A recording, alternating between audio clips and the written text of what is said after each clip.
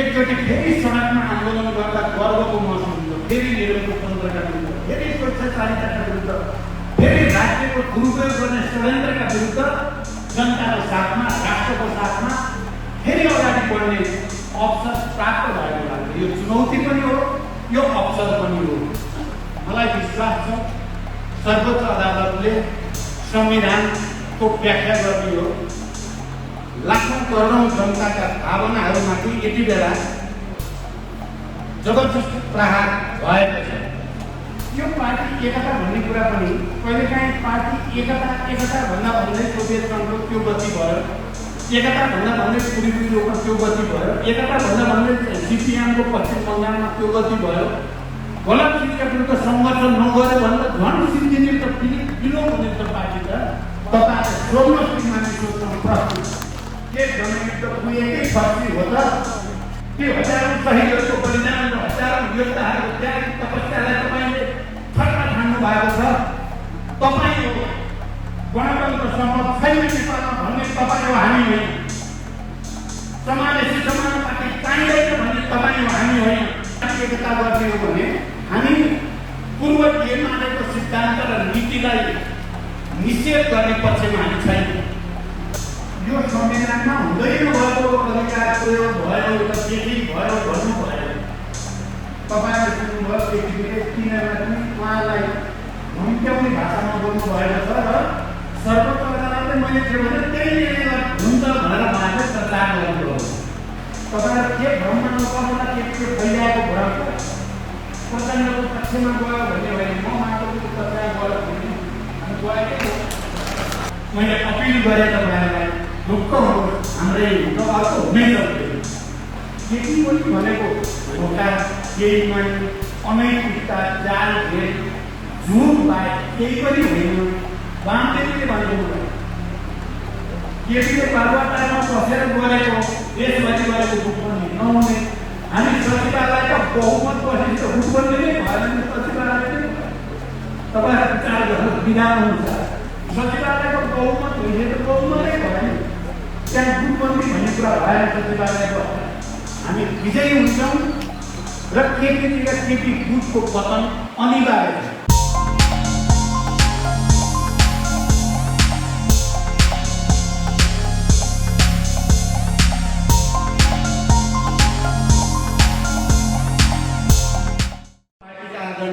अध्यक्ष कमरेड माधव कुमार नेपाल, प्रवक्ता कमरेड नारायण राई श्रेष्ठ, अन्य सबै केन्द्रीय समितिका सहयोगका कमरेडहरू,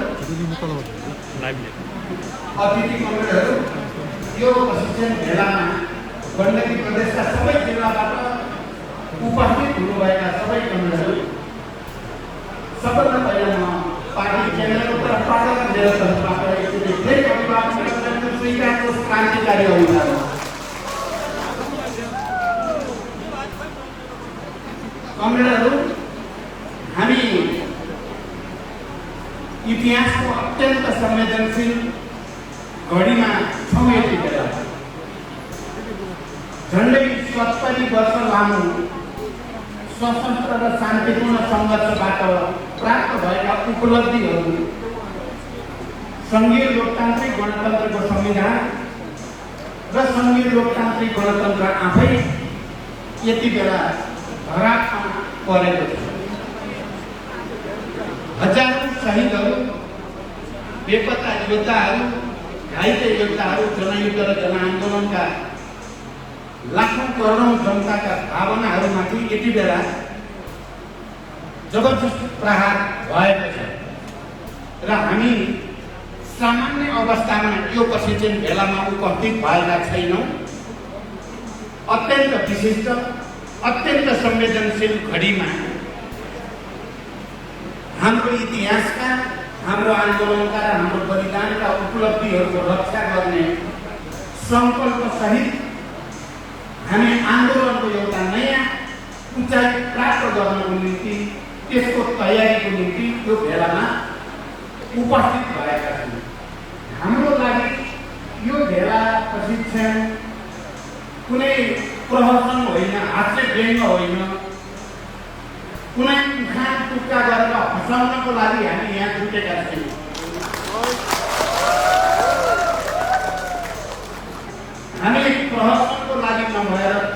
जनताको निम्ति अत्यन्त गम्भीर र जिम्मेवारपूर्ण ढङ्गले भएको के हो र गर्न पर्ने के हो भन्ने बारे विचार विमर्श गर्न यहाँ जुटेका हाम्रो लागि यो जीवन मरणको सङ्घर्षसँग सम्बन्धित छ। त्यसकारण हामी अहिलेको परिस्थितिको मूल्याङ्कन गर्न र भएको के हो भन्ने कुराको जानकारी गराउन पनि हामी दुवैजना अध्यक्ष प्रवक्ता लगायत हामी यहाँ उपस्थित भएका छौँ। कमरेडहरू, म सुरुमा के भन्न चाहन्छु भने कतिपय मानिसहरूले हाम्रो पार्टीभित्र चलेको विवाद र बहसलाई पदको निम्ति लुसाचुरीको रूपमा या पक्ष विपक्षको चाहिँ तानातानको रूपमा व्याख्या गर्ने कोसिस भएको छ। म सुरुमा नै कमरेडको ध्यान केमा आकर्षित गर्न चाहन्छु भने यो पदको लडाई होइन, यो तानातानको कुरा पनि होइन, यो विचारको लडाई हो, यो राजनीतिक मुद्दाको लडाई हो, यो विधि पद्धति पालन गर्ने या नगर्ने विषयको लडाई हो, यो राष्ट्र र जनताप्रति जवाबदेही हुने या गैर जिम्मेवार हुने भन्ने विषयको लडाई हो र अन्ततः यो सही प्रवृत्ति र गलत प्रवृत्तिका बीचको सङ्घर्ष हो। यसलाई अन्य रूपमा व्याख्या गर्ने सबै प्रयासहरू म खारेज गर्न चाहन्छु। एकदम संश्लेषित रूपमा भन्दा यो क्रान्ति र प्रतिक्रान्तिका बीचको लडाई हो, यो अग्रगमन र प्रतिगमनका बीचको लडाई हो। त्यहाँ सबै पक्षहरूलाई यति बेला गम्भीरतापूर्वक जिम्मेवारीपूर्वक हाम्रा ती महान शहीदहरूलाई हामी स्मरण गरौँ, हाम्रा त्यो हजारौँ बेपत्ता भएका योद्धाहरूलाई स्मरण गरौँ, हाम्रा हजारौँ घाइते अपाङ्गहरूलाई स्मरण गरौँ। जनयुद्ध र जनआन्दोलनमा सहभागी भएर ठुलो त्याग र तपस्या गरेका सबैलाई हामी सम्मान गरौँ। हाम्रा हिजो युद्धको मैदानमा जनमुक्ति सेनाको रूपमा लडेका ती योद्धाहरूलाई सम्मान गरौँ, स्मरण गरौँ र हामी फेरि एकचोटि उपलब्धिको रक्षा गर्नको लागि, क्रान्तिका उपलब्धिको रक्षा गर्नको लागि राष्ट्र र जनताप्रति हामीले गरेको प्रतिबद्धता जे थियो त्यो प्रतिबद्धताप्रति हामी इमान्दार छौँ भनेर एकचोटि फेरि साबित गर्नको लागि एकताबद्ध हौँ र अगाडि बढौँ। आजको आवश्यकता त्यही नै हो र हामीले देशभरि अहिले जे गरिरहेका छौँ त्यसै उद्देश्यका लागि गरेका छौँ। बडो प्रष्ट कुरा के हो भने कम्युनिस्ट पार्टी भनेको एकातिर विचार लाइनको आधारमा, अर्कोतिर विधिको आधारमा, विचार र विधिको संयोजनद्वारा चल्ने पार्टी हो। र हामीले जति बेला पार्टी एकता गरेका थियौँ, तपाईहरु सबैलाई स्मरण छ, मलाई चाहिँ विश्वास छ भने तपाईहरुले पक्कै पनि पार्टी एकता गर्ने बेलामा हामीले गरेका सहमतिहरू, समझदारीहरू तपाईहरुले पढ्नु भएको छ, बुझ्नु भएको छ। म खाली स्मरण गराउन चाहन्छु, त्यो एकता गर्दा हामीले प्रष्ट विचारलाई अगाडि राखेका छौँ। मार्क्सवाद लेनिनवादलाई निर्देशक सिद्धान्तको रूपमा स्वीकार गर्ने, तात्कालिक राजनीतिक कार्यदिशाको रूपमा तपाईले यहाँ देख्नु भएको छ। समाजवाद उन्मुख जनताको जनवादलाई राजनीतिक कार्यदिशाको रूपमा स्वीकार गर्ने अनि संगठन र विधिको रूपमा लेनिनवादी संगठनात्मक सिद्धान्तलाई आत्मसात गर्ने, व्यक्ति संगठनको मातहत हुने, अल्पमत बहुमतको मातहत हुने, हरेक कमिटीमा बहुमतको निर्णय पार्टीको निर्णय हुने भन्ने कुरामा हामीले सहमति गरेर पार्टी एकता गरेका हौँ। म उनीहरूलाई के कुरातिर पनि ध्यान आकर्षित गराउन चाहन्छु भने जति बेला हामीले पार्टी एकता गरेका थियौँ, दुईटा अलग अलग धाराबाट अगाडि आएका प्रमुख कम्युनिस्ट पार्टीहरू तत्कालीन नेकपा एमाले र नेकपा माओवादी केन्द्रको पनि हामीले राजनीतिक प्रतिवेदनमा समीक्षा गरेका छौँ र त्यो समीक्षामा तत्कालीन एमालेको जनताको बहुदलीय जनवादको भूमिकाको बारेमा कमरेड मदन भण्डारीले खेलेको भूमिकाको बारेमा बडो प्रष्टसँग समीक्षा गरिएको छ र त्यसै गरिकन माओवादी केन्द्रको 21औं शताब्दीमा जनवादको भूमिकाको बारेमा माओवादी आन्दोलनले नेपालको राजनीतिक परिवर्तनमा खेलेको भूमिका उत्पीडित वर्ग जाति क्षेत्र लिङ्ग समुदाय सबैमा राजनीतिक जागरण ल्याउन माओवादी आन्दोलनले माओवादी युद्धले के भूमिका खेल्यो भन्ने कुरा र विचारको रूपमा 21औं शताब्दीमा जनवादको विकास सम्बन्धी अवधारणाले के भूमिका खेल्यो भन्ने कुरा र त्यो राजनीतिक प्रतिवेदनमा प्रचण्डको नेतृत्वमा के भयो भन्ने कुराको पनि समीक्षा गरिएको छ। म तपाईहरुलाई फेरि त्यो राजनीतिक प्रतिवेदन जसले विचारलाई राजनीतिक कार्यदिशालाई संरचनात्मक सिद्धान्तलाई र हाम्रो इतिहासको समीक्षालाई संश्लेषित गर्दै भनेको के छ भने समाजवादको उन्मुख जनताको जनवादलाई आउने महाधिवेशनसम्म अझ विकसित र अझ परिमार्जित गरेर लैजाने र अनि हाम्रो रणनीतिक लक्ष्य समाजवाद हो, समाजवादको आधार तयार गर्ने भन्ने कुरा पनि बडो प्रष्टसँग भनिएको छ। अहिले हाम्रो लडाईँ एउटा मुख्यतः त्यो राजनीतिक प्रतिवेदनमा संश्लेषित गरेको विचार, राजनीतिक कार्यदिशा, संरचनात्मक सिद्धान्त, विधि पद्धति, इतिहासको समीक्षा जस्ता विषयहरूलाई आत्मसात गर्ने या त्यसलाई छोड्ने भन्ने लडाईँ हो। तपाईहरुले गहिरिएर हेर्नुभयो भने केपी ओलीले कहिले पनि राजनीतिक प्रतिवेदनमा जे कुरामा सहमति गरियो हो त्यसको उहाँले उल्लेख पनि गर्नुहुन्न, त्यसलाई स्वीकार पनि गर्नुहुन्न। बरु उहाँले आजभोलि भनेको तपाईहरुले सुन्नुभयो, अस्ति भर्खरै मलाई त यो कुरा संविधानले अप्ठ्यारो लाग्छ। माओवादी जनयुद्धमा संलग्न भएका केही साथीहरू जो अहिले केपीसँग जानुभएको छ, मलाई लाज लागेको छ। उहाँहरूलाई सम्झिँदा जनयुद्ध भनेको कुहेको फर्सी हो भनेको सुन्न उहाँहरूले सकेको कसरी हो। राजनीतिक प्रतिवेदन जसमा केपी ओलीले पनि हस्ताक्षर गर्नुभएको छ, त्यो प्रतिवेदनमा माओवादी जनयुद्धले नेपालमा राजनीतिक जागरण ल्याउन महत्त्वपूर्ण भूमिका खेल्यो, संविधान सभाको वातावरण बनाउन, संघीय लोकतान्त्रिक गणतन्त्रको संविधान निर्माण गर्ने कुरामा मुख्य भूमिका खेल्यो भनेर सही गरिएको छ। अहिले त्यही प्रतिवेदन हाम्रो अहिले पनि कायम छ अनि उहाँले त्यो प्रतिवेदनको मर्म र भावना विपरीत बोल्दा ती साथीहरू जो अहिले प्रतिक्रान्तिको साक्षी भएर बस्नु भएको छ, जो अहिले प्रतिगमनको साक्षी बस्नु भएको छ, उहाँहरूको पनि त्यही भनाइ हो। म तपाईँ सबैलाई प्रत्येकलाई त्यो प्रश्न सोध्नको लागि अपिल गर्न चाहन्छु। तपाईहरुले सोध्नुहोस् कि मान्छे सोध्नु प्रश्न के जनयुद्ध कुहेकै फर्सी हो त? के माओवादी आन्दोलनले यो राजनीतिक परिवर्तनमा भूमिका खेलेको भनेर केपी ओलीले गरेको हस्ताक्षर कृत्य हो? केपी ओलीले गरेको हस्ताक्षर कृत्य हो? मेरो यादमा चालसाजी गरेको भनेर उहाँले भन्न सक्नुहुन्छ? यदि त्यसो होइन भने यो बेइमानी हो। त्यसका यो विचार र सिद्धान्तप्रति गरिएको घात हो, यो स्वीकार्य छैन।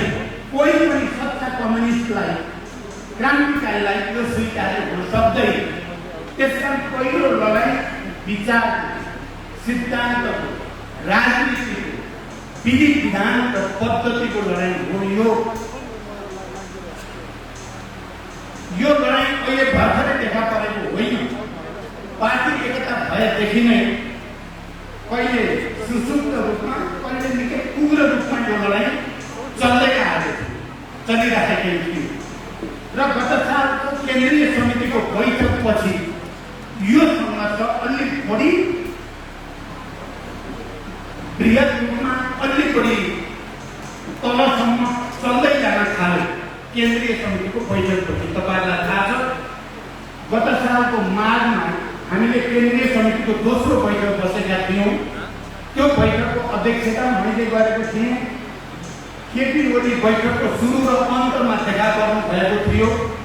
बाँकी त्यो बैठक बडो सकारात्मक ढङ्गले र सफलतापूर्वक सम्पन्न भयो र त्यसले पार्टी एकतालाई सुदृढ गर्न धेरै महत्त्वपूर्ण भूमिका खेल्दै थियो।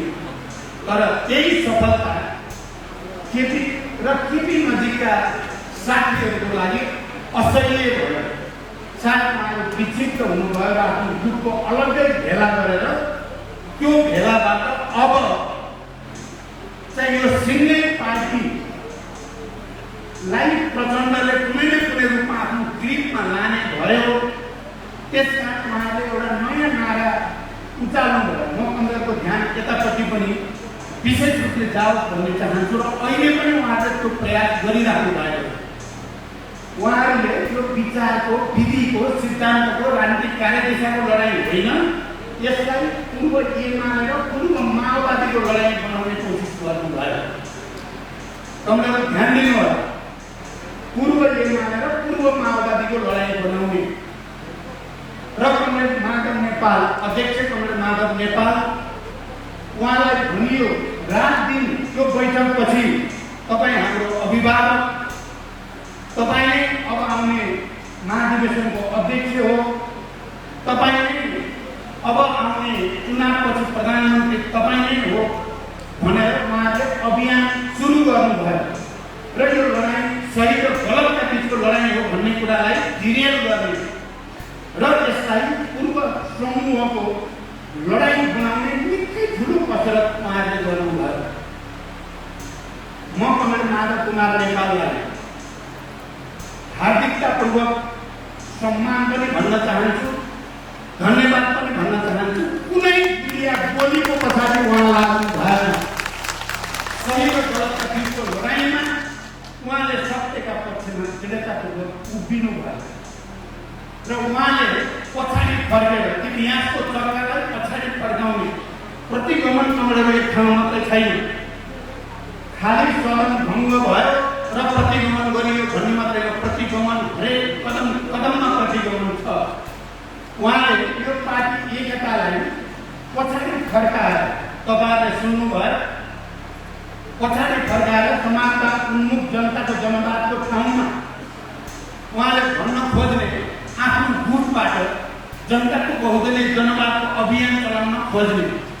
तपाईँहरूलाई थाहा छ, माधव नेपाल होइन, मलाई चाहिँ म त प्रत्यक्ष हेरेको छु, प्रत्येक घटनाक्रम कदमलाई मैले हेरेको छु। जब परित्याग गर्ने माधव नेपाल होइन, केपी ओली नै हो। मदन भण्डारीको लाइन छोड्ने केपी ओली हो। म आधिकारिक रूपले, प्रमाणिक रूपले र दृढताको साथ भन्न सक्दछु। किनभने अन्तिम बैठक थियो पार्टी एकता अगाडि बढाउने सम्बन्धी, सरकार गठन सम्बन्धी बहस भएको थियो। दुईटा पार्टीहरूको लाइनको विषयमा माओवाद, 21औं शताब्दीको जनवाद र जनताको बहुदलीय जनवादको बारेमा छलफल भएको थियो। कमरेड माधव नेपाल यहाँ हुनुहुन्छ। अहिले नै जबरजस्त छोड्दा राम्रो हुँदैन, कुनै तरिकाले कार्यक्रमको रूपमा मात्रै भए पनि राख्नु पर्छ कि भन्दै हुनुहुन्थ्यो। माधवजी यही हुनुहुन्छ, अहिले भनौँ होला तपाईँहरूलाई। हामीले भन्यो त्यो हुन सक्दैन। अहिले हामी पार्टी एकता गर्ने हो भने हामी पूर्व एमालेको सिद्धान्त र नीतिलाई निषेध गर्ने पक्षमा हामी छैनौँ र पूर्व माओवादीको नीति, सिद्धान्त र लाइनलाई पनि निषेध गरेर चाहिँ एकता हुन सक्दैन। दुईटैलाई सम्मान हुनु पर्यो। कमरेड मदन भण्डारीको योगदानको पनि मूल्याङ्कन हुनु पर्यो, माओवादी आन्दोलनको योगदानको पनि सकारात्मक मूल्याङ्कन हुनु पर्यो र अहिले चाहिँ हामी अगाडि जानको लागि साझा एउटा सङ्क्रमणकालीन कार्यदिशा हामीले बनाउनै पर्छ भन्ने भयो। छलफल भयो। अन्तिममा केपी ओली र म बसेर छलफल गर्दा उहाँले मदन भण्डारी र जबज भन्ने कुरालाई छोडेर समानता उन्मुख जनताको जनवादमा पहिला हस्ताक्षर गरेको केपी ओलीले नै हो। तपाईहरु हिसाब राख्नु होला। अनि हामी दुवै पार्टीको एकताको आवश्यकता थियो। त्यसकारण अरु सबै साथीहरूले पनि समानता उन्मुख जनताको जनवादलाई समर्थन गरेपछि त्यो अनुमोदित भएर पार्टी एकता भयो। तर आज घटनाक्रमले के देखायो? यहाँसम्म फर्केर हेर्दा के देखियो भने उहाँले जनताको जनवाद जनताको बहुदलीय जनवाद छोडेको, समानता उन्मुख जनताको जनवादमा हस्ताक्षर गरेको, मदन भण्डारीको योगदानको बारेमा र माओवादी आन्दोलनको योगदानको बारेमा उच्च मूल्याङ्कन गरेको अन्तर्मनले होइन रहेछ, इमानदारीका साथ गरिएको होइन रहेछ। त्यो केवल प्रधानमन्त्रीले प्राप्त गर्नको लागि मात्रै राजनीतिक सौदाबाजी गरिएको रहेछ। वैचारिक राजनीतिक अनैतिकता र बेइमानीको योभन्दा अर्को उदाहरण मैले नेपालको कङ्ग्रेस आन्दोलनको इतिहासमा देखेको छैन। यति ठुलो बेइमानी प्रधानमन्त्री प्राप्त गर्नको लागि मात्रै राजनीतिक सौदाबाजी। र अहिले तपाईहरुले हामीले देखेका छौं उहाँले पार्टीभित्र विवाद भएको, पार्टीभित्र बहस चलेको भन्ने नाममा, पार्टीभित्र विवाद भएको र चलेको नाममा उहाँले संसद भङ्ग गर्ने, संविधान मात्र आक्रमण गर्ने, प्रहार गर्ने काम गर्नुभएको छ। के को लागि? पार्टीभित्र त विवाद भइ नै रहेछ। पार्टी भनेकै विवाद हुने संस्थाको नाम हो। विवाद भयो भने पार्टी नै हुँदैन। जब पार्टीमा विवाद हुन छोड्छ पार्टी आवश्यकै हुँदैन समाजमा। पार्टी चाहिँदैन, त्यो साम्यवाद हो। साम्यवादमा पार्टी चाहिँदैन, पार्टी हुँदासम्म विवाद हुन्छ।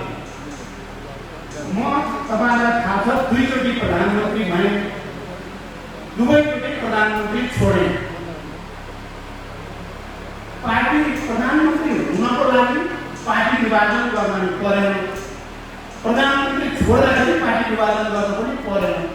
विभाजन अरू नै कारणले भयो। माधवले प्रधानमन्त्री हुनुभयो, प्रधानमन्त्री छोड्नुभयो, पार्टी त विभाजन भएन। म प्रधानमन्त्री त्यागेर छोडिदिनु, पार्टी जेसुकै होस् भनेर त माधवजीले पनि त्यति बेला पार्टी छुटाउनु पर्छ। या कमरेड भोलानाथ खनाल उहाँ प्रधानमन्त्री हुनुभयो।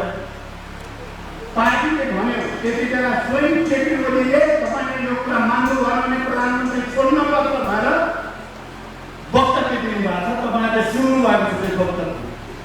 तर कमरेड भोलानाथ खनालले म प्रधानमन्त्री छोड्दिनँ, बरु पार्टी छुटाइदिन्छु, म प्रधानमन्त्री छोड्दिनँ, बरु संविधान मिचिदिन्छु त भन्नु भएन। न मैले भने, न माधवजीले भन्नुभयो, न झलनाथ। किनकि हामी यहाँ अहिले तीनटा पूर्व प्रधानमन्त्री छौँ सचिवालयमा, उप प्रधानमन्त्री छौँ। हामीले त्यसो त गरेनौँ। पार्टीभित्र विवाद भइरहेको छ। पार्टीमा को विधान छ, पार्टीको विधान अनुसार पार्टीले आफ्नो निर्णय गर्छ। विधानमा के भनेको छु मैले अहिले पनि भने, बहुमतको निर्णय पार्टीको निर्णय हुनेछ। त्यो एउटा विधानको एउटा धारा मात्र, एउटा शीर्षकै छ, अध्याय छ। बहुमतको निर्णय पार्टीको निर्णय हुनेछ, जसमा केपी ओलीको पनि हस्ताक्षर छ। तपाईलाई थाहा पाउनुभयो सचिवालयमा उहाँको बहुमत रहेन, स्थायी समितिमा उहाँको बहुमत रहेन, बरु धेरै नै कमजोर देखिनु भयो। झन्डै 2/3 बहुमत हामीले कमान्ड गर्यौँ स्थायी समितिमा। केन्द्रीय समिति तपाईहरुले देख्नुभयो 2/3 भन्दा बढी सदस्यको हामीले कमान्ड गरेका छौँ। यो त यो जान्नको लागि ठुलो विद्वान हुनुपर्ने केही पनि कुरा छैन। पार्टी विधान अनुसार हामी केमा थियौँ भने, यदि केपी ओलीले आफ्नो गल्ती कमजोरी सच्याउन तयार हुनुहुन्न भने तपाईहरुले हेर्नुभयो 19 पृष्ठ लामो प्रस्ताव, त्यसको अन्तिममा भनिएको छ उहाँले राष्ट्र र जनताको अहितमा धेरै काम गर्नुभयो। सुशासनका विरुद्ध भ्रष्टाचारको कुरो हामीले मात्रै भनेको कुरा होइन। त्यो त ट्रान्सपेरेन्सी इन्टरनेसनलले नामै टिकेर नेपालको प्रधानमन्त्रीले भ्रष्टाचारीलाई संरक्षण गर्यो भनेर अन्तर्राष्ट्रिय संस्थाले भन्न थाले। यो कुरा सच्याउनु पर्यो, सुशासनतिर जानु पर्यो। हामीले चुनावी घोषणा पत्रको बेलामा जे भनिएको थियो त्यो कुरा कार्यान्वयन हुन पर्यो र तपाईँले त्याग गर्न पर्यो भनेका थिए। तपाईँले हेर्नुभएको होला त्यो निष्कर्ष। तपाईँले त्याग गरेर मात्रै पार्टी एकतालाई रक्षा पनि गर्न सकिन्छ, सरकारले पनि आउने 2 वर्ष राम्रोसँग गर्न सकिन्छ भन्ने स्पिरिटको साथ हामीले प्रस्ताव प्रस्तुत गर्यौँ। पार्टीभित्रको छलफलमा केन्द्रीय समितिको बैठक उहाँ समेतको सहमतिले तोकिएको थियो। स्थायी समितिको बैठक चलिरहेकै थियो। अघि कमरेड नारायण श्रेष्ठले यो सम्बन्धी धेरै कुरा भनि पनि सक्नु भएको छ। म त्यतापट्टि धेरै जानुपर्ने लागेको पनि छैन। मेरो ध्यान कहाँनिर छ भने पार्टी केन्द्रीय समितिको बैठकले पक्कै पनि उहाँलाई अध्यक्षबाट र प्रधानमन्त्रीबाट तपाईँले छोड्नुपर्छ भन्थ्यो। त्यो तयारी थियो। म तपाईँलाई बडो प्रष्टसँग भन्न चाहन्छु के भनेर जानेको भाषा केपीले बोल्न सक्नुहुन्छ, हामी बोल्न सक्दैनौँ। हामी जे सक्ने हो त्यही भन्ने हो। पक्कै पनि उहाँले गल्ती नसच्याउने हो भने केन्द्रीय समितिको बैठकको बहुमतले उहाँलाई दल नेताबाट हटाउने र अध्यक्षबाट हटाउने कुरा गर्न सक्थ्यो। गर्ने तयारी थियो। तपाईँलाई के लाग्यो? केन्द्रीय समितिको बैठकले केपी ओलीलाई ज्यादा गल्ती सच्याउ पश्चाताप गर, राष्ट्र र जनताप्रति कोभिड-19को बेलामा शुद्ध भ्रष्टाचार भयो भन्ने कुराको छानबिन गर, भ्रष्टाचारलाई संरक्षण गर्ने काम भयो भनेर अन्तर्राष्ट्रिय सङ्घ संस्थाले भनेका छन्, त्यसको छानबिन गर्न तयार हो, पश्चाताप गर। होइन भने सायद तिमीले जिम्मेवारी छोडिदिनु पर्ने हुन्छ भन्नेवाला थियो केन्द्रीय समिति। त्यो प्रस्ताव जो पेश गरिएको थियो त्यसको स्पिरिट त्यही नै थियो। तर पार्टीभित्र अल्पमतमा परे भन्दैमा पार्टीभित्र सचिवालयमा बहुमत रहेन, स्थायी समितिमा बहुमत रहेन, केन्द्रीय समितिमा बहुमत रहेन भन्दैमा अनि पार्टी विभाजनै गरिदिने, संविधान कुल्चेर हिँड्ने, संविधानलाई निर्ममतापूर्वक प्रहार गर्ने, संसद भङ्ग गर्ने राइट कहीँ छ? न संविधानमा, न कानुनमा, नैतिकता, न राजनीतिक परम्परा कहीँ छ? हामीले अहिले प्रश्न गरिरहेका छौँ भने यो विषय पनि अब प्रश्न भइसकेको छ। लामो 40 सालको ऐतिहासिक जनआन्दोलन पछिका अनुभवहरूको साथ खिचेर नै संविधानमा संसद भङ्ग गर्ने विशेषाधिकार प्रधानमन्त्रीलाई नदिने कुरा धेरै दिनको बहसपछि हामी सबैले सर्वसम्मत रूपमा गरेको कुरा हो। अहिले यसमाथि प्रहार के भनेर गरियो? पार्टीभित्र विवाद भयो भनेर। पार्टीभित्रको विवादलाई समाधान गर्ने पार्टीकै वैधानिक प्रक्रिया छ, पार्टीकै आधिकारिक प्रक्रिया छ। अनि संसदभित्र पैदा हुने समस्याहरूको समाधान गर्ने संसदको आफ्नै मान्यता छ, संविधानको मान्यता छ, ऐन कानुनहरू छन्, नियमावलीहरू छन्, त्यस अनुसार चल्छ। पार्टीभित्र विवाद भयो भनेर जनताले सार्वभौम नेपाली जनताले चुनेर पठाएको सार्वभौम संसदमाथि प्रहार गर्ने कहीँ कतै मिल्छ त? यसको जवाब छैन। अघि नै यहाँ कुरा आइसकेको छ, उहाँले जवाब दिन सक्ने कामै छैन, कहीँ कतै बोल्ने कामै छैन। तर पद र पावरको बलमा मानिसहरूलाई धम्क्याउने, तर्साउने अनेक किसिमका हतकण्डाहरू उपयोग भइरहेको तपाईँहरूले देखेका छन्। मैले अघि भने उहाँहरूको प्रतिगमन खालि संविधानको भावना र मर्ममाथि प्रहार गर्नेमा मात्र होइन, पार्टी एकताको मर्म र भावनामाथि प्रहार गर्ने, पार्टी एकताका बेलामा बनाइएका हाम्रा मूल्य मान्यतामाथि प्रहार गर्ने हरेक प्रतिगमन मात्र। म चुनौती दिएर भन्न चाहन्छु कमरेड केपी ओलीलाई, तपाईँ खण्डन गर्न सक्नुहुन्छ या आक्षेप व्यक्त गरेर मान्छेलाई प्रहसन गराएर दुनियाँलाई उल्लु बनाउन सक्ने भन्ने ठान्नु भएको छ तपाईँले? जनतालाई भेडा बाख्रा ठान्नु भएको छ तपाईँले? त्यो हजारौँ शहीदहरूको बलिदान र हजारौँ योद्धाहरूको त्याग तपस्यालाई तपाईँले ठट्टा ठान्नु भएको छ। तपाईँ हो गणतन्त्र सम्भव छैन नेपालमा भन्ने तपाईँ हो।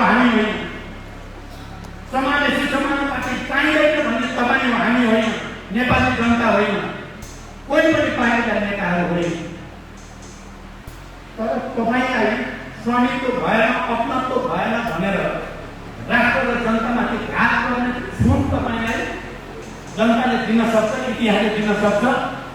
हाम्रो प्रश्न छ, अहिले हाम्रो यो पार्टीमा झन्डै 70% केन्द्रीय समिति हामीसँग छ, हामीले कमान गरेका छौँ। हिजो मात्रै अध्यक्ष कमरेड माधव र म हामी दुवैजना अध्यक्ष निर्वाचन आयोगमा गयौँ र हामीले विगतको नजिक र सन्दर्भहरू समेत अहिलेको विशिष्ट अवस्था र हाम्रो पार्टीको स्थितिको बारेमा फेरि एकचोटि सविस्तार त्यहाँ कुरा राख्नु र हिजो हामीलाई के विश्वास भएको छ, म चाहिँ के विश्वास लिएर निक्लेर मलाई माधव नेपाल पनि हामी जो त्यहाँ थियौँ कि निर्वाचन आयोगले अन्ततः निष्पक्ष गर्छ भन्ने विश्वास लिएर आएर के विश्वास लिएर भने नेपाल कम्युनिस्ट पार्टी नेकपा हाम्रै हुन्छ, सुरेश सिन्हा हाम्रै हुन्छ। तपाईँ देखेर सुनेको चाहिँ तालले त्यसलाई हामीमा त पस्न सक्दैन, पस्यो भने आमी हुरी बतास नेपालमा रोक्न सक्दैन।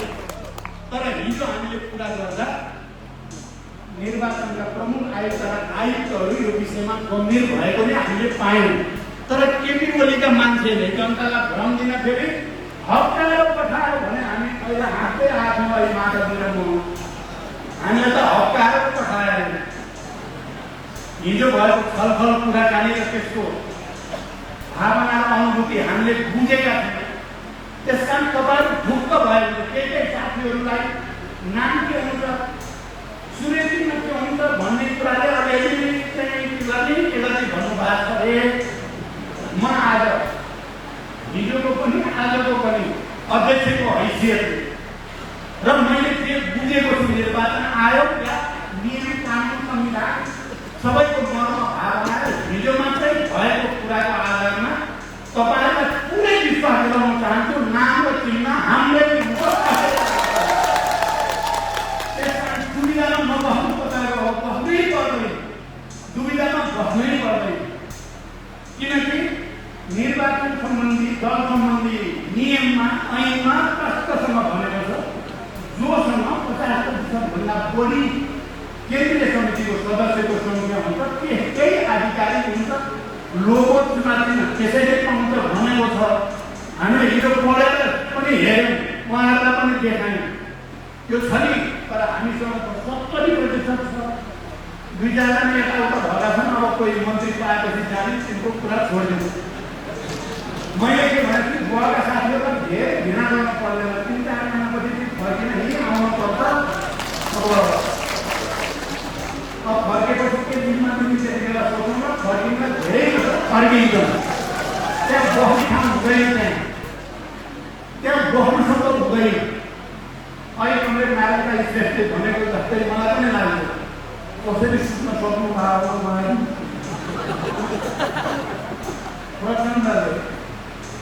प्रचण्डको उदारताको कारणले, प्रचण्ड अलिक भागो अलि लचिलो भएको कारणले स्वर्गमा एक्लै लुहुरु हिँडेर मान्छेलाई खाइसम्म त्यहाँ पुर्याइदिएँ मैले। त्यो त प्रचण्डको कोटाबाट कारण हो, हाँसेको कारणले सबै कुरा। अहिले मन्त्री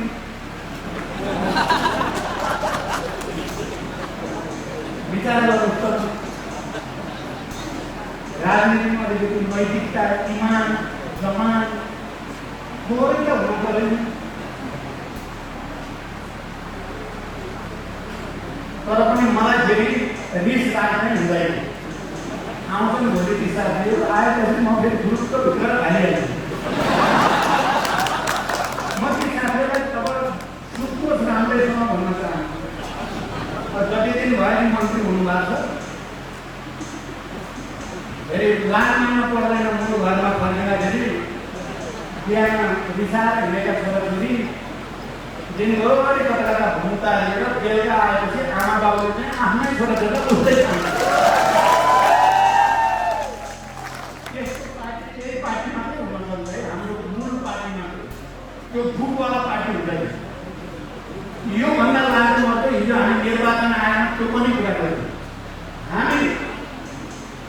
करिब 72% केन्द्रीय समिति 77 जिल्लामा जताततै बहुमत सबै जनसङ्गठनमा सबैतिर बहुमत हामीले भनेका छौँ विधान अनुसार संविधान अनुसार नियम कानुन अनुसार हामीलाई मान्यता हो भन्ने घोषणा गर्दै भइआयो। यो नाटक कि 30% मान्छे जुटेर पहिला 577 थप्ने 30% जबकि विधानमा चाहिँ 2/3 मात्रै विधान संशोधन गर्ने र मात्रै थपघट गर्न पाइन्छ। यो भन्दा दिउँसै रात पार्ने कुरा अरू केही हुन सक्छ। यति नानीको हो अहिले विष्णुले भन्नुभयो नानीले भयो हेर्न लाग भएको वास्तवमा यी मान्छेहरू कसरी चाहिँ हाँसेर चाहिँ पछि लागेका होला मलाई चाहिँ कता कता एकदम अप्ठ्यारो लागेको छ। मान्छे के नबुझ्या हो कि हामीले यो निर्वाचनमा आएनौँ भनेमा 100 जना बसेर 441-45 जनाको केन्द्रीय समितिमा 100 जना बसेर पहिला 576 आफैले बनाउने, अहिले 576 लाई 1199 आफैले बनाउने, अनि त्यो 1199 लाई 1501 आफैले बनाउने, अहिले 1501 लाई 2501 बनाउँदैछन् भन्ने सुनेको छु। मैले भनेको छु केपीजी यहाँ पनि फस्नु भयो, नराम्रोसँग दलदलमा फस्नुभयो। उहाँ अब निक्लिने चान्स छैन, सम्भावना छ।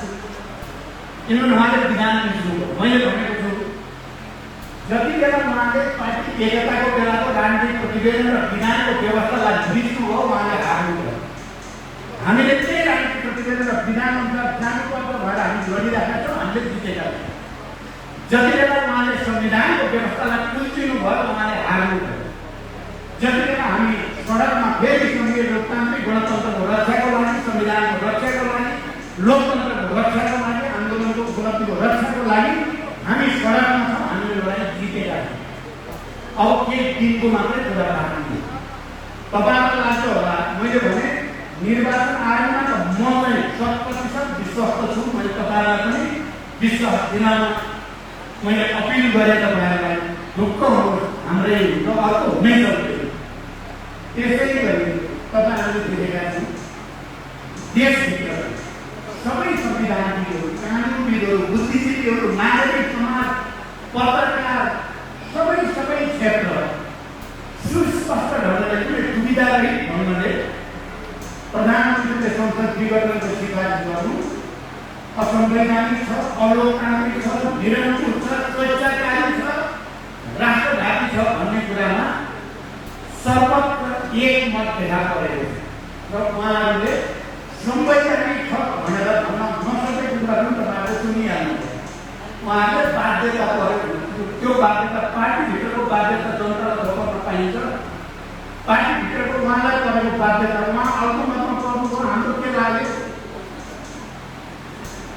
उहाँ अल्पमतमा पर्नुभयो, हाम्रो के लाग्यो। हुन त आज एउटा समाचार हेरेँ मैले, मेरो बारेमा अहिले बढी प्रहार मतिर केन्द्रित छ क्या, माधवजीतिर भन्दा मतिर केन्द्रित गरेर माधवजीले त प्रकरणमा समाहित भयो भनाइ जस्तो प्रचार गरेर पूर्व एमालेका इमानदार कार्यकर्ताहरू र नेताहरूको दिमाग खराब गर्ने एउटा अभियान चलाउनु भएको छ उहाँहरूले।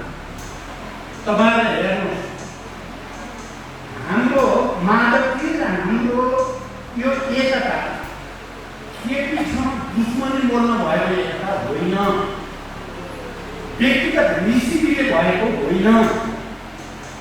माधवजी र म हामी दुईटा अध्यक्षकै कुरा गर्नुहुन्छ भने पञ्चायत विरोधी आन्दोलन 39-40 सालपछिबाट 46 सालको आन्दोलनसम्म हामी लगातार सहकार्यमा पञ्चायत विरोधी आन्दोलनमा लगातार छलफलमा भएका नेताहरू मध्ये हुँ। तपाईँलाई सम्झना होस्, हामी कहिले त्यति बेला म मसालको नेता थिएँ, उहाँ मालेको नेता हुनुहुन्थ्यो। पञ्चायत विरोधी आन्दोलनलाई सशक्त बनाउनको लागि हामी लगातार कहिले उहाँको आयोजनामा कहिले मेरो आयोजनामा वर्षौँ मिटिङ हुन्थ्यो, वर्षौँ। एउटा त्यो सम्बन्ध छ हाम्रो, तपाईँहरू सम्झिनु होला। दोस्रो जनयुद्ध सुरु सुरु भएको 2 वर्षपछिबाट लगातार यो आन्दोलनलाई शान्तिमा कसरी रूपान्तरण गर्ने, यो आन्दोलनलाई राजनीतिक परिवर्तनमा कसरी रूपान्तरण गर्न सकिन्छ भनेर सबभन्दा धेरै छलफल गर्ने मध्ये पनि माधवजी र म नै हो।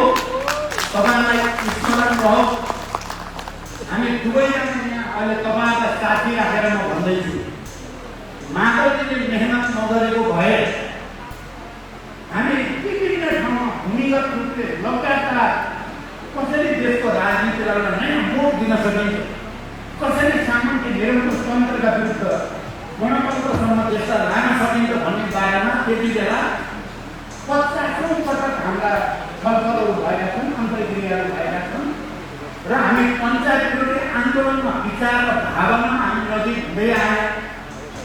अनि शान्ति प्रक्रिया निर्माण गर्ने, जनयुद्धलाई शान्तिमा रूपान्तरण गर्ने, संविधान सभाको निर्वाचन गर्ने, गणतन्त्रको देशलाई लैजाने भन्ने कुरामा पनि हाम्रो विचार राजनीति र भावनामा सामिप्यता हुँदै आयो पटक पटक। अनि उहाँले जोखिम उठाएर, माधवजीले जोखिम उठाएर रोल्पामा वामदेव गौतम र युवराज दिवानीलाई पठाएर वार्ता गरेर पहिलो लिखित सहमति तत्कालीन माओवादी र नेकपा एमालेको बिचमा लिखित सम्झौता भयो। संविधान सभातिर जाने, गणतन्त्रतिर जाने भन्ने सम्झौता भयो।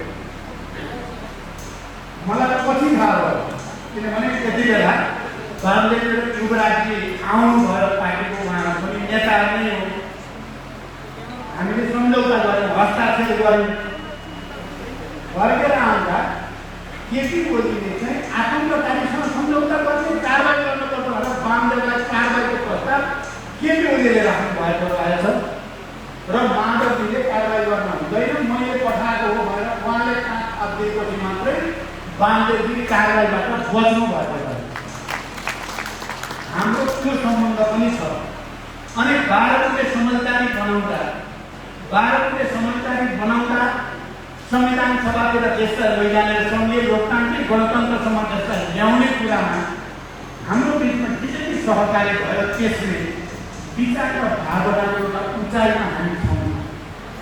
तपाईँले कोही दुविधा नपर्नु होला, यो कोही एमाले पुरो माओवादी होइन। यो नेपाल कम्युनिस्ट पार्टी नेकपाभित्र सही विचार, सही प्रवृत्ति, सही नेताहरूको गलत विचार, गलत प्रवृत्ति र दुर्बलताका विरुद्ध सङ्घर्ष हो। यो यसमा कोही दुविधामा तपाईँहरू नपर्नु होला। म यसमा के पनि जोड्न चाहन्छु भने अब पछाडि फर्किनु त केपीले गर्नुभएको छ, म माथि प्रहार अलिकति केन्द्रित गर्न खोज्नुभएको छ। म तपाईँलाई आजको मात्रै यो यसो तपाईँले हेर्नुभयो, सामान्य टेक्निकल हो कि भन्ने पनि थाल्नुभएको होला।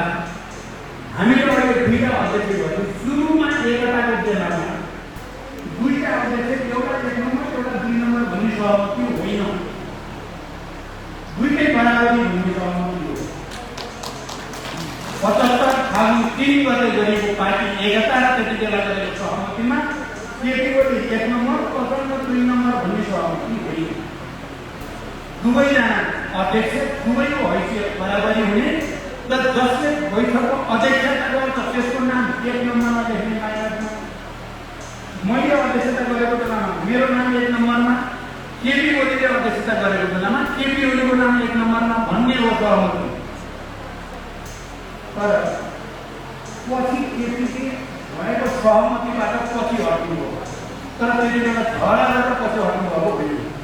सायद झगडा गरेर हटेको भए म मान्दैन। उहाँले फकाउने तरिका अप्नाउनु हो, म फकाएपछि फकिने खाने पर्थ्यो। मेरो कमजोरी त्यस्तो हो। उहाँले के भन्नुभयो भने म जे भए पनि तपाईँभन्दा 3टा भोटा पनि फटाएको छु कङ्ग्रेस, अहिले म प्रधानमन्त्री पनि छु, 1 नम्बरमा त मेरै नाम राख्नु पर्यो। आज भनेको छ, भोलि भनेको छ, पर्सि भनेको छ, किचकिच गरेपछि मलाई चाहिँ त भइहाल्यो भनेर छोड्या हो। तर त्यसको दुष्परिणाम कति घातक निक्ल्यो अहिले आएर हेर्दा मैले छोड्नु हुँदो रहेन त भन्ने त मलाई लागेको छ।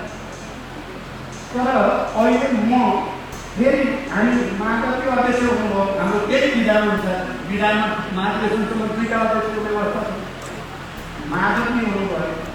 अब हेर्नु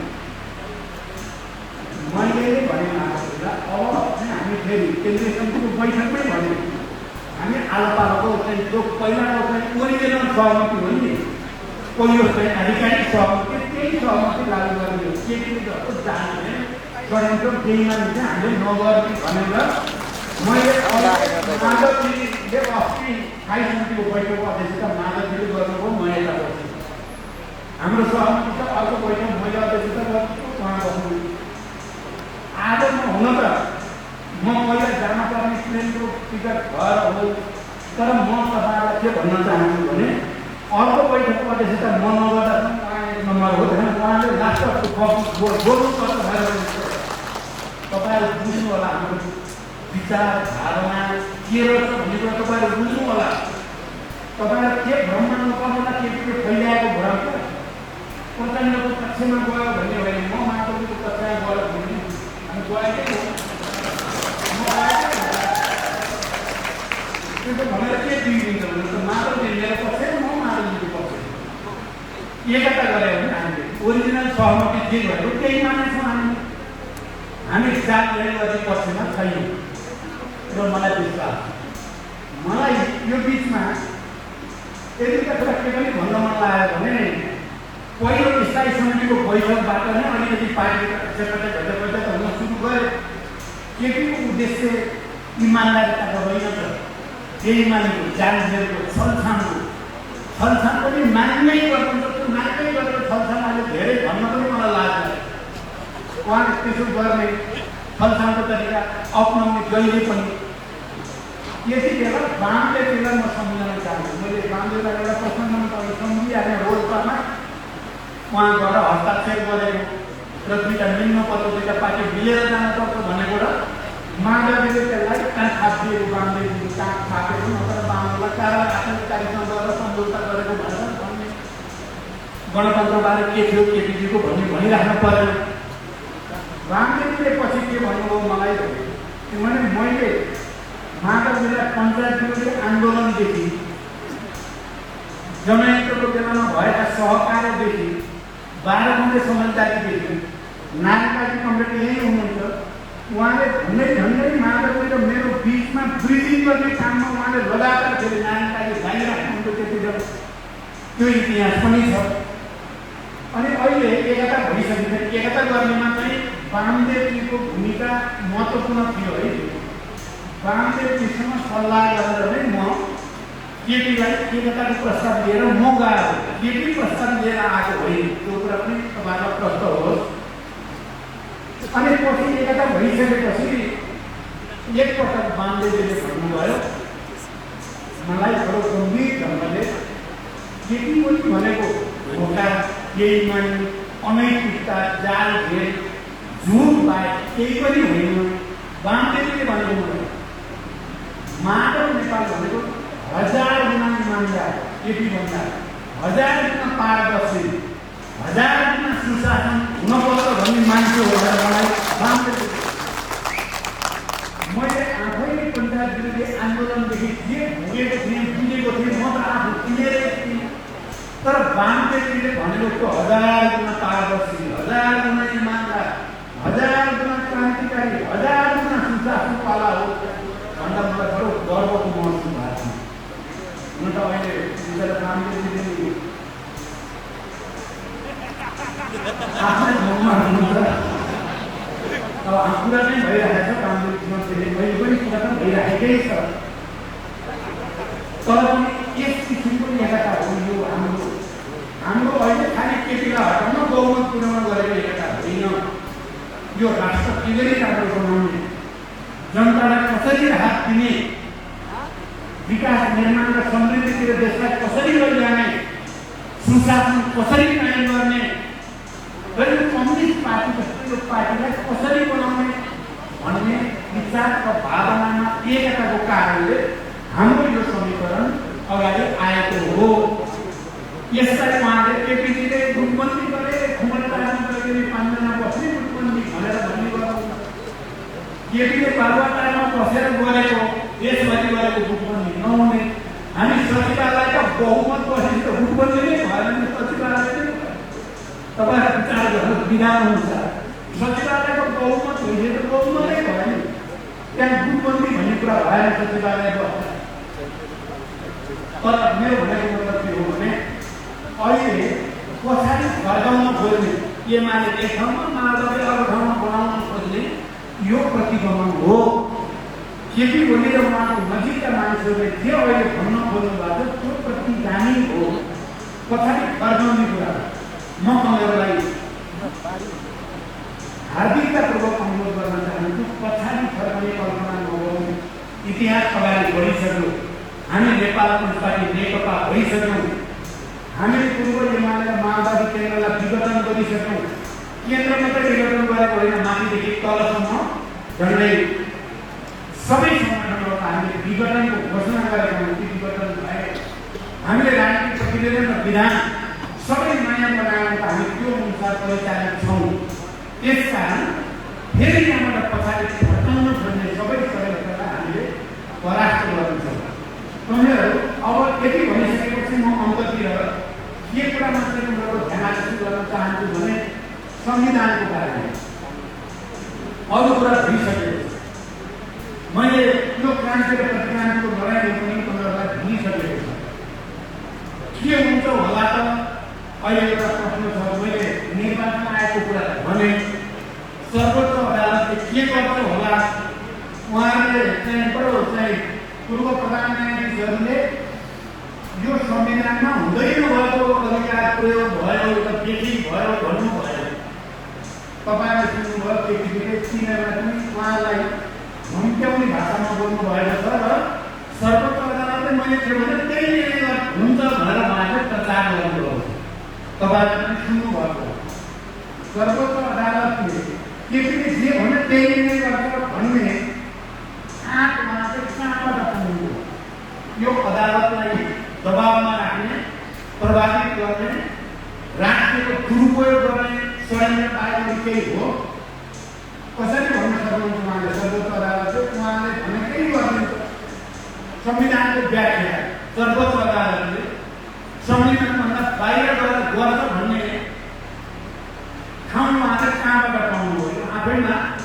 गम्भीर प्रश्न छ यो कहाँबाट आयो उहाँलाई अनि देशका पूर्व प्रधान न्यायाधीशहरू जो राष्ट्रका जिम्मेवार नागरिकहरू पनि हो उहाँ र राष्ट्र अप्ठ्यारोमा संविधान अप्ठ्यारोमा लोकतन्त्र अप्ठ्यारोमा परेको बेलामा जिम्मेवार नागरिकका हैसियतले पनि संविधानको बारेमा आफ्नो बुझाइ राख्ने अधिकार पनि हो जिम्मेवारी पनि हो ती म पूर्व प्रधान न्यायाधीशहरूलाई हार्दिक बधाई पनि भन्न चाहन्छु धन्यवाद भन्न चाहन्छु र तपाईहरुको साहसको लागि म सलाम गर्न चाहन्छु र उहाँहरूलाई धम्क्याउने केपी ओलीको प्रवृत्तिप्रति म घोर भर्त्सना गर्न चाहन्छु घृणा गर्न चाहन्छु तिरस्कार गर्न चाहन्छु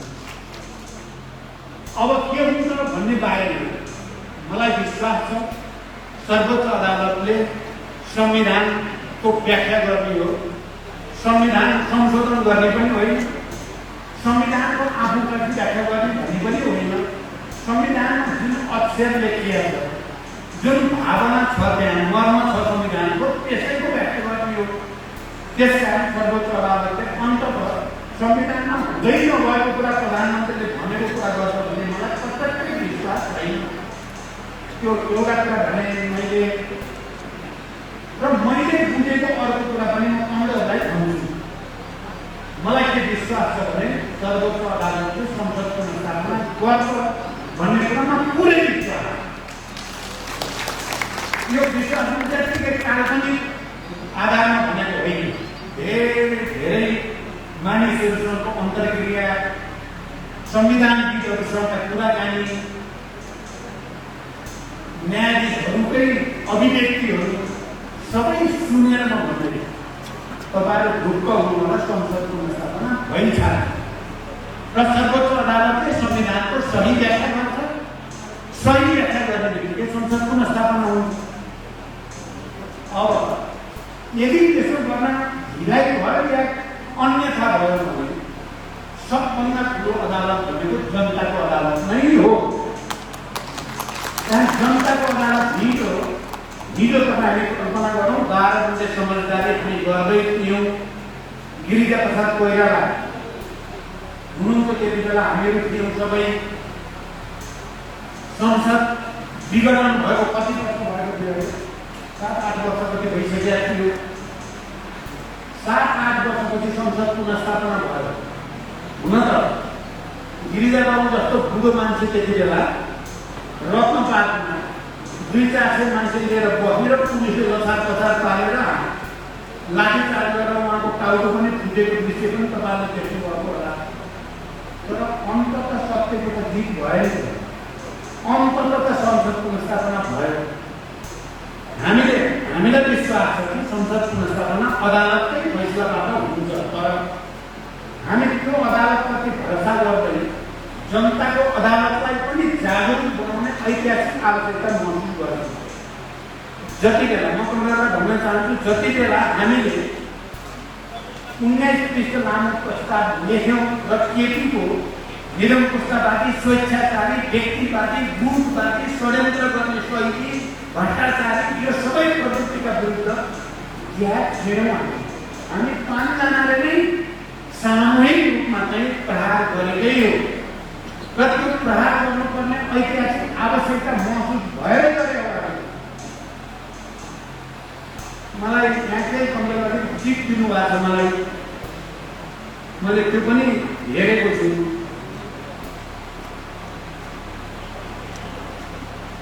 मैले भनेको छु अब गिरिजा बाबुपछि सायद माधवजी, म, प्रकाशजी, झलनाथजी सायद अब एकचोटि सडकमा टाउको फुटाउने हाम्रो पाला हो कि तपाईँहरू सायद हुनुहुन्छ।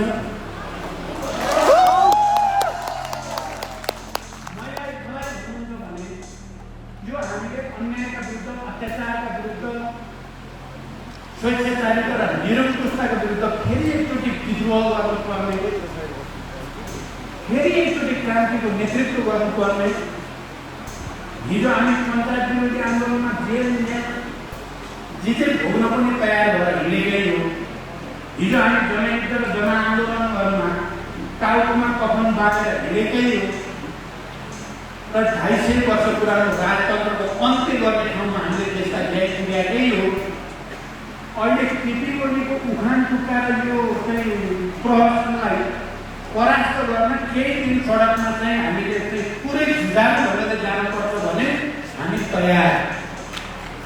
मैले चाहिँ यो प्रस्ताव तयार पार्दै गर्दा कता कता फेरि एकचोटि विद्रोह गरेको अनुभूति भएको छ। तपाईँले एउटा कुरा सुन्नु भएको छ। हिजो केन्द्रीय समितिको बैठकपछि केपीजी मसँग त्यत्तिकै मैले केही नराम्रो नगर्दा पनि रिसाएर मेरो कुर्सी हटाएको भन्ने त सुन्नु भएको छ तपाईँले। माधवजीले भनिरहनु अहिले पनि भन्नु होला, त्यसरी कुर्सी हटाएर यतापट्टि लगेको भए त मैले त कुर्सी बोकेर केटीलाई जम्प भन्थेँ। प्रचण्डसित सजिलै गएर बस्नुभयो भन्नुहुन्छ उहाँले। मैले के भन्छु भने ठिकै हो भने तपाईँको स्पिच अनुसार म सम्मान गर्छु। तर मैले त्यति बेला भनेको थिएँ, धन्यवाद दिएपछि तपाईँतिर थिएँ, मलाई अप्ठ्यारो लाग्यो। तपाईँले सबै जनता राष्ट्रप्रति गरेको घाटको कारणले तपाईँसँग नजिक बस्दा अप्ठ्यारो लाग्यो। मलाई माधवजी, झलनाथजी, नारायणजी, वामदेवसँग लैदिनु भयो, मलाई उताको किताबमा पुर्याइदिनु भयो, मलाई बहुमत बनाइदिनु भयो। धन्यवाद।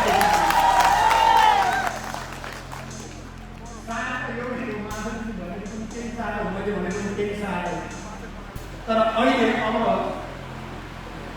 एकचोटि फेरि सडकमा आन्दोलन गर्दा गर्वको महसुस हुन्छ। फेरि निरङ्कुशतन्त्रका विरुद्ध, फेरि स्वेच्छाचारिताका विरुद्ध, फेरि राज्यको दुरुपयोग गर्ने षड्यन्त्रका विरुद्ध जनताको साथमा, राष्ट्रको साथमा फेरि अगाडि बढ्ने अवसर प्राप्त भएको लाग्छ। यो चुनौती पनि हो, यो अवसर पनि हो। यो पार्टी एकता भन्ने कुरा पनि कहिलेकाहीँ पार्टी एकता भन्दा भन्दै सोभियत सङ्घको त्यो गति भयो, एकता भन्दा भन्दै पुलिस युरोपमा त्यो गति भयो, एकता भन्दा भन्दै सिपिएमको पश्चिम बङ्गालमा त्यो गति भयो। गलत चिजका विरुद्ध सङ्घर्ष नगर्यो भने त झन् सिन्जिने त विलोप हुने त पार्टी त। अब त मैले अहिले गणतन्त्रमा यतिका तपाईँहरू आएको देख्दा म निकै उत्साहित पनि भएको छु। तपाईँहरू अब जागिनु भएर तल तल गएर कार्यकर्ता र जनतालाई प्रशिक्षण गर्ने, परिचालन गर्ने, आन्दोलन गर्ने काम गर्नुभयो भने मलाई लाग्छ हामी छिटै नै, धेरै समय होइन, केही महिनाभित्रै हामी विजयी हुन्छौँ। हामी विजयी हुन्छौँ र केपीजी र केपी गुटको पतन अनिवार्य छ। मैले भनेको छु केपीजी, तपाईँले इतिहासमा कलङ्कको टीका लगाइसक्नुभयो, अब यो पुछिँदैन। यत्रो पार्टी एकता, यत्रो 2/3 बहुमत हामीले के गरेका छौँ? अन्तिम समयसम्म पार्टी एकताको निम्ति हामी पहल गर्दै थियौँ। तपाईँले जसरी दुर्घटना गराउनु भयो, तपाईँले इतिहासमा कलङ्कको टीका लगाउनु भयो, त्यो भेटिँदैन। तपाईँको पतन सुरु भयो र हाम्रो विजय अभियान सुरु भयो भनेपछि तपाईँहरू यसलाई सार्थक बनाउनको लागि तपाईँहरू सबै अब केही समय यो आन्दोलनको कार्यक्रम हामी अलिकति त्यसलाई रिभिजिट गर्दैछौँ। के संशोधन पनि होला र सडकमा हामी अलिक जुझाएर किसिमले जान जरुरी छ। 1-2 महिना हामीले अलिक धेरै नै मेहनत गर्नु जरुरी छ। त्यो मेहनत गरिसकेपछि मैले भने तपाईँहरूले जे सोध्नुभयो कोही साथीहरूलाई अलिअलि दुविधा, त्यो दुविधामा रहनु पर्दैन। निर्वाचन आयोग, सर्वोच्च अदालत र जनताको अदालत सबैको फैसला एउटै आउँछ। संसद पुनर्स्थापना, नेपाल कम्युनिस्ट पार्टी नेकपा यसलाई मान्यता यही आउँछ। तर त्यसको निम्ति तपाईँहरू जागरुक हुनु जरुरी छ। तपाईँहरू एकढिक्का हुनु जरुरी छ। हामी विचारको आधारमा, संगठनको सिद्धान्तको आधारमा, राजनीतिक कार्यदिशाको आधारमा र इतिहासका अनुभवका आधारमा हामी एकढिक्का, हामीले केटीलाई विरोध गरेको मात्र होइन, यो हामीलाई साँचो अर्थको कम्युनिस्ट पार्टी बनाउने प्रक्रिया पनि हो। यो हामी आफैभित्र फोहोर मैला अलिअलि जम्मा भएको छ, त्यो आफैभित्रको फोहोर मैला सफा गर्ने कुरा पनि हो यो अभियान। यो पनि बुझ्नु होला, खालि केटीलाई गाली गरेको नसम्झिनु होला। यो हामीभित्रको फोहोर मैला सफा गर्ने संघर्ष पनि हो। यो हामीले आफै नै कमजोरीमा चाहिँ पढा गरेका छौँ। त्यसकारण तपाईँहरू पनि यही भावनाको साथ सङ्घर्षमा, सङ्गठन परिचालनमा, तलसम्म जनता परिचालनमा एकजुट भएर लाग्नु। मैले छ्याम्पै देखेका छु, हामीले जितिसकेका छौँ। अब केही दिनको र केही समयको मात्रै कुरा हो, हामी जित्छौँ। यही अपिल तपाईँहरूलाई गर्दै म बिदा हुन्छु। धन्यवाद।